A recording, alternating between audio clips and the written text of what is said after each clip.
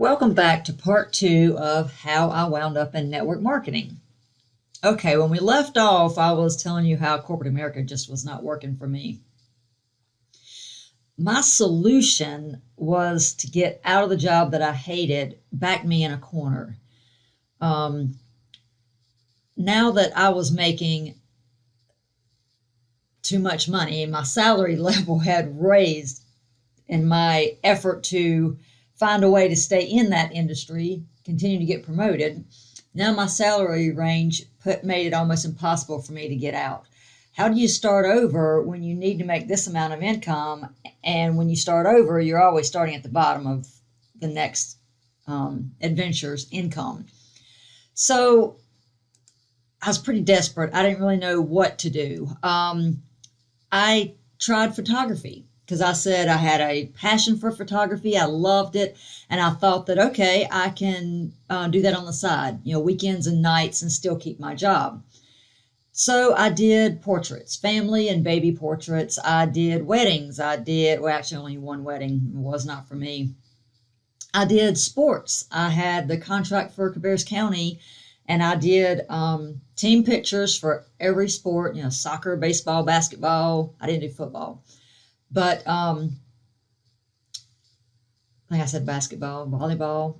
Anyway, all the sports. And I also had the contract to do action shots for all the tournaments. And that was sometimes every weekend. And that was Saturday and Sunday. And then they had one a year. They had like a World Series where it was all week. So I'd take vacation that week, had to hire photographers to come out there, and we had to take action shots. And it was good money, but the problem was, you would have the perfect shot. Action shots, you're taking pictures of them batting, them, catching the ball, throwing. And you would have the perfect shot with the bat meeting the ball, perfect time, everything's in the frame, or right when the pitcher releases the ball. But the parent wouldn't buy the picture because little Jimmy or little Stephanie's face was funny. Look at the expression they're making. I'm not going to buy that. So, we'd be left over with all these pictures that we had developed and had them out there for them to buy and didn't buy them. So it was good money on the team picture side of it because everybody buys their kid's team picture. But oh my gosh, the amount of work, because we had, I don't even know how many teams we had to do. I had to hire photographers, then I had to depend on them to edit them correctly, and then we had to deliver them. So much pressure, and I was doing this while working a full-time job that required me to work more than 40 hours a week. So needless to say, that solution did not work for me either. I believed, this failure led me to believe that I was just stuck. There's nothing I could do to ever earn enough money, especially in photography, that it just needed to be a hobby.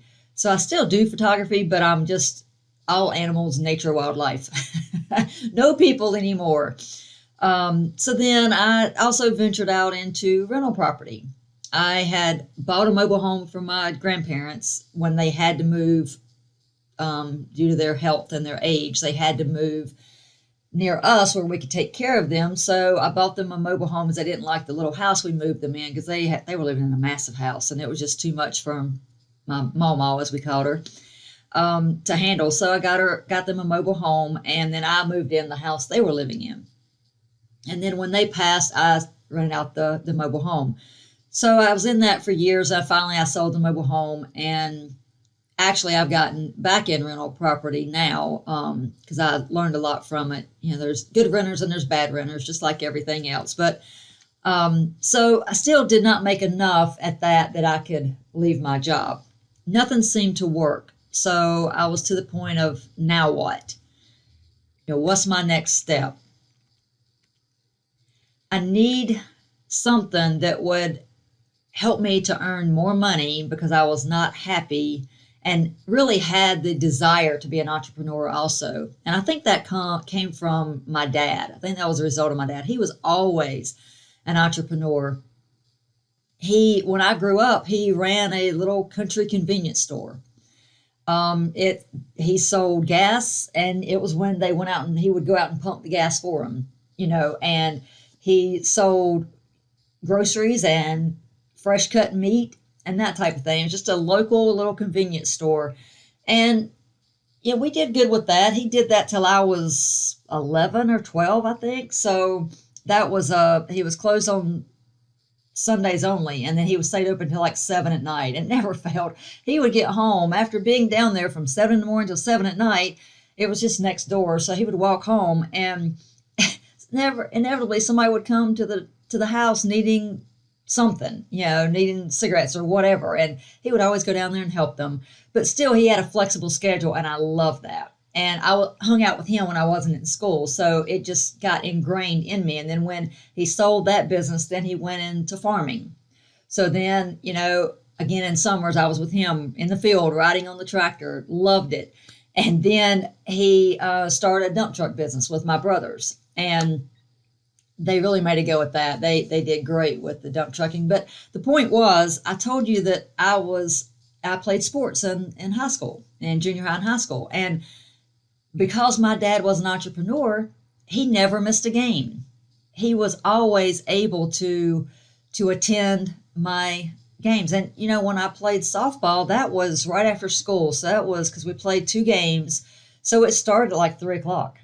And then the next one would be like, 4 or 5, whatever. So my mom was always able to make the second game because she worked a regular job.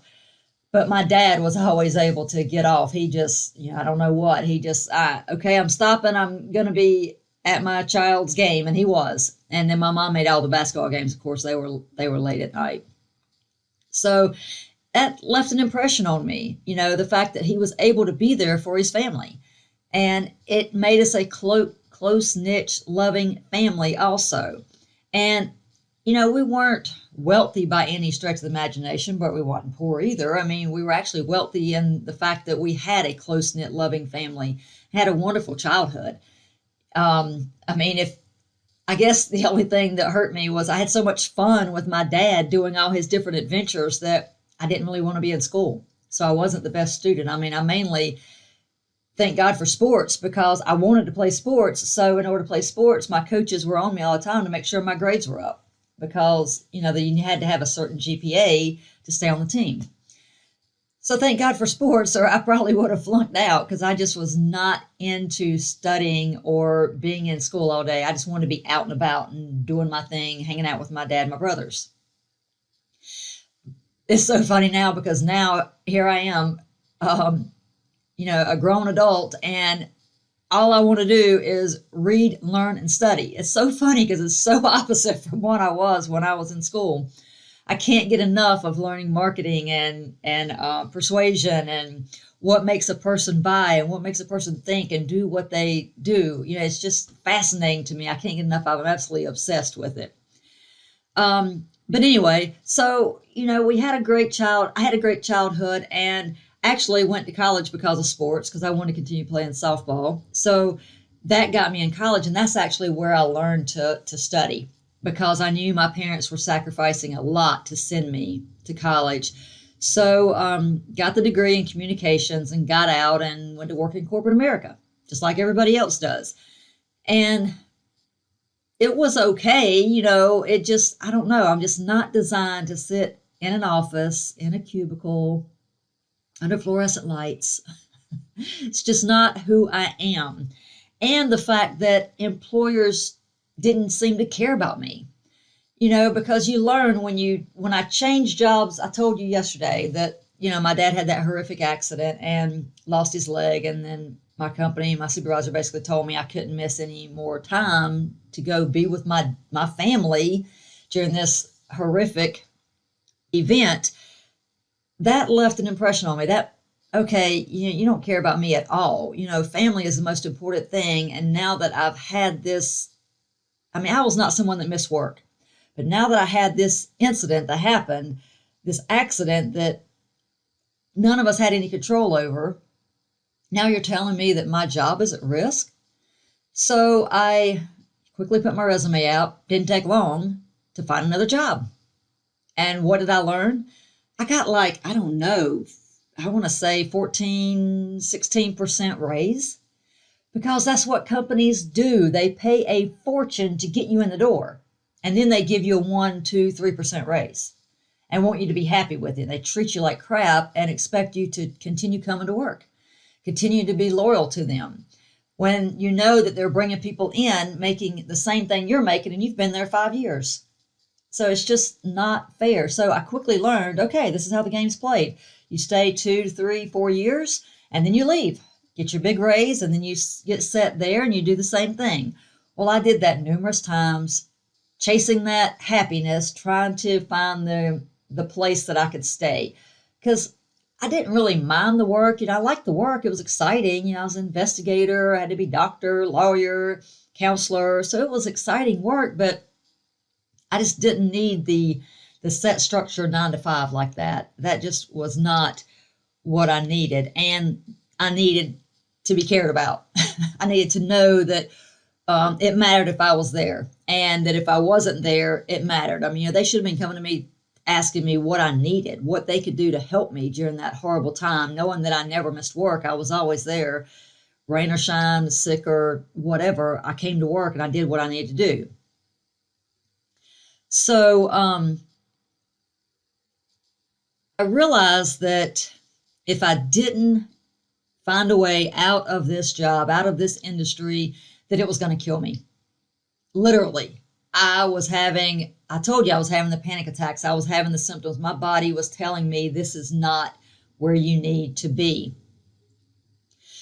Have you ever felt like that if you didn't make a change, that you were reducing your life expectancy because you were staying in a miserable situation, no matter what that situation is? Well, that's how I felt. And then a friend introduced me to network marketing. The first thing, we did lunch, and the first thing I noticed about her was how great her skin looked. And I was like, oh my gosh, what are you doing? How do you look so great? You're almost as old as I am. You've got the same stressful job I have. You actually have 2 kids, and I don't. So, you're getting less sleep than I am. You're more stressed than I am. How on earth are you looking so great? And she introduced me to the company. I'm not going to tell you the name of the company because this is not a recruiting podcast, but it is skincare. So I was first attracted to the product, but when she told me I could get the product at such a huge discount by being a consultant, and being a consultant meant I could get out of this job that I hated. It was win, win, win, win, win. So I signed me up immediately. It did not matter. And this network marketing company has the ability that you can sign up and then you can shut your website down. So you're not charged. So you can kind of sign up and then just kind of wait, use your products, see how you feel about it. And then you can, start it later. So that's what I did. It was October, November. And then January 1, I was like, okay, I'm ready. I love these products. I love the results I'm getting. And let's do this, because as we all know, network marketing industry creates more millionaires than any other industry out there. So I knew I had the potential. I just needed to learn how to market and learn how to get people to join me and learn how to sell. So it was like it was God sent. So I was like, okay, let's start this. Let's get this rolling. So I was like, I can work network marketing on the side, keep the job I hated, but keep the income I needed to survive. So it was, again, win-win all the way around.